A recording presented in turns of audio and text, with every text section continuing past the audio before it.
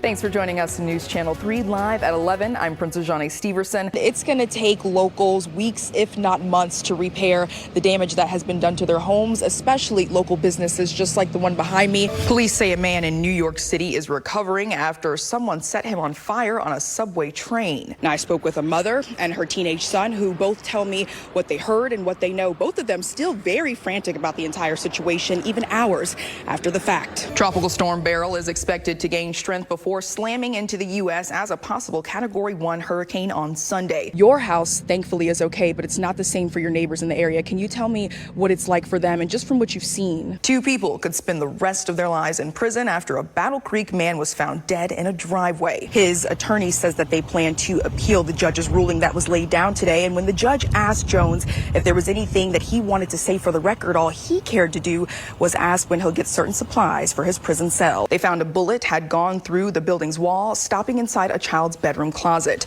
2 kids were inside the room when the shooting happened, but thankfully no one was hurt. Help is exactly what these people are going to need, especially after last week's EF2 tornado ruined nearly 250 structures. With all of these tornadoes and storms that are happening all over our country, there have been a number of deaths and damage. How often are you hearing from people who need mental health help? According to the Allegan County Police Department, the victim didn't pass away as a result of the attack, but after speaking to the family, they say that's simply not true. Yeah, I know that wind was something serious. I'm like, yesterday was our Sunday, but I knew something was going on because I heard whistling outside of my bedroom window. And after speaking with both parties, I can say that they understand one another's point of view, but at the end of the day, they have a different point of view from one another. Now you have Party 1, who says bringing in these tiny houses is going to bring in money to the area. But then you have Party 2, who says bringing in these tiny houses is going to disrupt the quietness of this neighborhood they've grown to love for so many years. Neighbors Gavin McCracken and Timothy Skyver both live inside this small and quiet neighborhood off of South and Main Grand Street. Small and quiet is how they like it. I think over the years, Allegan has been trying to make this a tourist area. I'm sorry, I come from Holland, I come from Muskegon. Those are lakeshore cities. Great for tourism.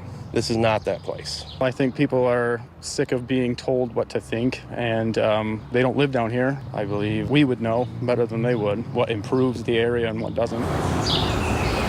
McCracken and Skyver live here with their wives and kids just feet away from this wooded area on a floodplain on the ends of South Main Street and Park Avenue. It's the area where Allegan married couple and developers Debbie and Joe Leverance would like to build potential vacation rentals. The city has been trying to get a hotel in downtown Allegan for, years, and they just haven't been able to put it together. They say that there's a need in Allegan for short-term rentals, and so, we want to be able to provide that to the city. The vacation rentals would be called tiny houses, which would be made to look like antique tree houses. They'd also be a good 10 feet off the ground, house at least 2 people, and serve as a place for visitors to stay, costing at around $200 a night. Something both Joe and Debbie say the city would use and would like to have because there aren't a lot of hotels nearby. Picture a studio-size apartment. It's about 450 square feet. So it's going to have, a nice bedroom area. It's going to be open concept. So it'll have a bedroom with a queen-size bed, maybe a king-size bed. It'll have a full kitchenette with stove, refrigerator, microwave, all that stuff. And then it'll have a living room. Tonight at the City of Allegan Planning Commission's meeting, the Leverances will meet with the city manager, zoning administrator, and other development officials to discuss building permits and whether or not the landscaping of tiny houses poses any threat to the environment. If given the green light, the Leverances would continue the process in making tiny houses. But McCracken and Skyver feel as though it should be halted and ended today and forever. I had a petition signed to not do this, signed by everybody on the street. So 100% of the residents on the street are opposed to the idea. Especially when Skyver, who says if tiny houses becomes a reality, he won't have a place to park his cars because technically this area he's been using as a driveway for over a decade belongs to the city.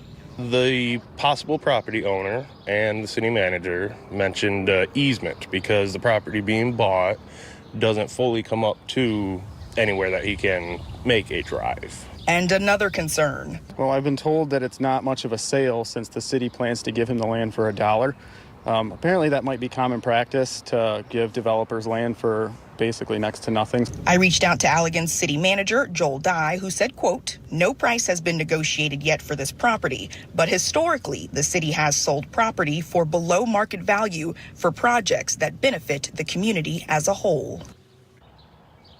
News Channel 3 will be at tonight's Planning Commission meeting, and when we know more, we'll make sure to update you here and on our website at wwmt.com.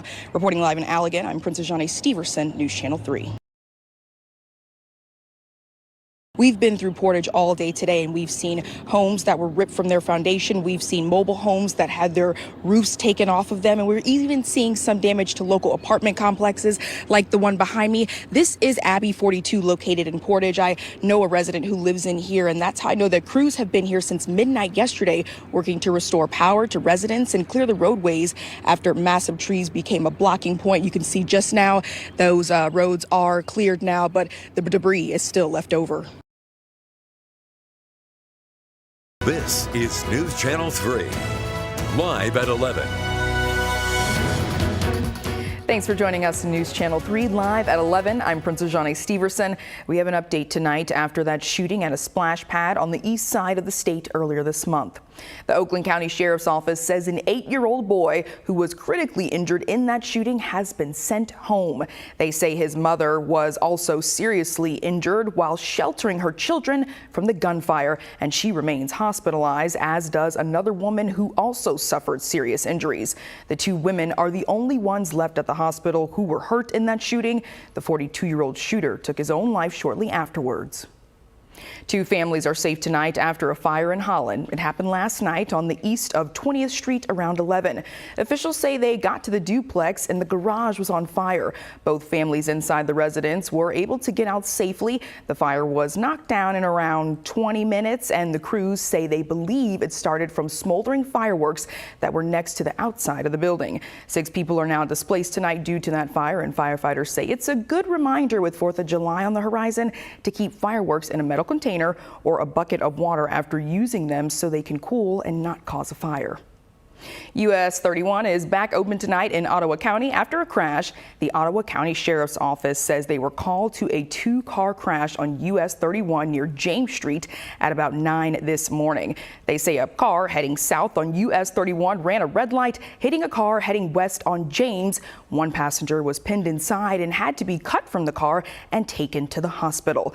The driver of the southbound car was also taken to the hospital, and the driver of the westbound car was treated at the scene. Traffic was shut down in the area as crews cleaned up, but now it's back open. And now a live look over downtown Kalamazoo on this Sunday night. A really pleasant day around West Michigan, but a chilly night is ahead. Chief Meteorologist Keith Thompson is in the Weather Alert Center now with a look at your forecast. Keith? Tonight, a looming question over the country and the 2024 presidential race. What's next? With growing calls for President Biden to step aside ahead of this summer's Democratic National Convention, national correspondent Christine Frizzau now takes a look at a new fallout from Thursday's debate. A car is pulled from Monterey Lake in Allegan County. Yesterday, the Allegan County Marine Patrol was called after a vehicle went into the water. Investigators say there was a dog inside who was pulled out by its owner before the car sank. The Marine Patrol was able to use sonar equipment to find the vehicle before recovering it. Thankfully, no one was hurt. Travelers could set a record this 4th of July holiday. The Transportation Security Administration says it's expecting to screen 32 million people in the U.S. through July 8th. That's up more than 5% from last year. Meanwhile, AAA says nearly 80 million Americans will travel more than 50 miles from home, with 85% of them on the roads. An open-air market aimed to increase foot traffic to downtown Battle Creek makes its return.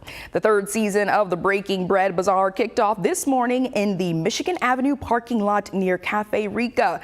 The event featured 30 vendors and entertainment. Organizers say it's a good opportunity for vendors to attract customers and to expand their business. News Channel 3 is partnering with Feeding America and our parent company for Sinclair Care's Summer Hunger Relief. Scan this QR code on your screen right now to help provide meals for children and families here in our community. Every dollar donated helps provide up to 10 meals. You can donate and learn more at sinclaircares.com. We're getting an update tonight as Hurricane Beryl nears the southeast Caribbean.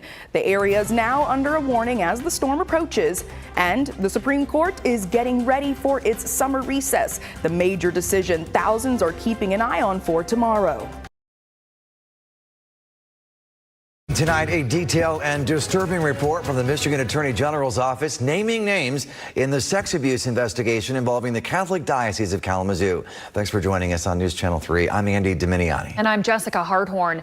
The more than 100-page report details sexual abuse allegations involving nearly 24 priests within the Diocese of Kalamazoo. And other employees, some of those accusations dating back to 1950. News Channel 3's Princess Jhane Stepherson is joining us live in studio now. And Princess, you've been reading this report all day. It says it's part of a long-running investigation happening statewide. Yes, Andy and Jessica, unfortunately, that is the hard truth that a lot of people in the Kalamazoo Diocese Church are facing right now. A.G. Nessel's report on sexual abuse allegations towards the Diocese of Kalamazoo is the third of 7 clergy allegations in Michigan. Now, the first was in Marquette and the second was in Gaylord. The Attorney General's office has been working to pursue criminal charges against the alleged sexual misconduct of priests in our area and more since October of 2018. The Psalms tell us that it is better to trust in the Lord than to trust in men, and we see how true this is. These are just a few of the sheets inside Attorney General Dana Nessel's 144-page report documenting decades of sexual abuse allegations towards the Diocese of Kalamazoo. Cases of sexual abuse and assault are thoroughly reviewed, and that whenever we are able to pursue criminal charges, we do so relentlessly. Bishop Edward Losey for the Diocese of Kalamazoo said the allegations are heartbreaking. For any way in which we have failed you, the faithful who come to Mass Sunday after Sunday, I am deeply sorry. At this time, A.G. Nessel's report does not criminally charge anyone with sexual assault or sexual abuse because there wasn't enough evidence or the statute of limitations has ran out. Her report rather highlights the fact that she and her office have been and are continuing to investigate into the years' worth of allegations dating back all the way to 1950. I wish to confirm that no priest identified in the Attorney General's report is currently in active ministry. In the report for Kalamazoo, 24 adults have been accused of sexual misconduct. 19 of them were priests. 12 were ordained or incarnated by the Diocese of Kalamazoo. And I must note that, of course, a criminal charge is merely an allegation, and a defendant is presumed innocent unless and until proven guilty. 2 of the men named in the report have been charged by A.G. Nessel's office. Father Jacob Vellian, a priest at St. John the Evangelist Parish in Benton Harbor. He was charged in May of 2019 on 2 counts of rape. He died in December of 2022. And Father Brian Stanley, a priest at St. Margaret's Catholic Church in Otsego. News Channel 3 was in the courtroom when Stanley was charged in 2019. Was sentenced in January of 2020 to 60 days incarceration and 5 years of probation on 1 count of attempted false imprisonment.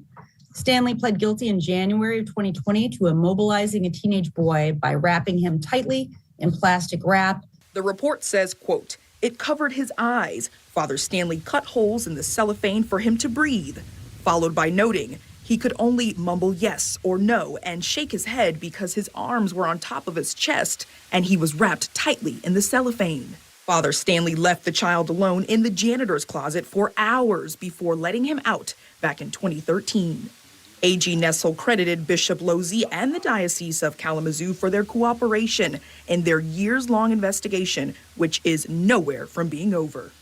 Not only does the report talk about the allegations of sexual misconduct regarding children, it also talks about that of adults. Coming up on News Channel 3 at 6, although these are allegations, we'll take a look into how the Diocese of Kalamazoo and A.G. Nessel have worked overtime to gather their evidence. Reporting live in studio, Princess Jhane Stepherson, News Channel 3.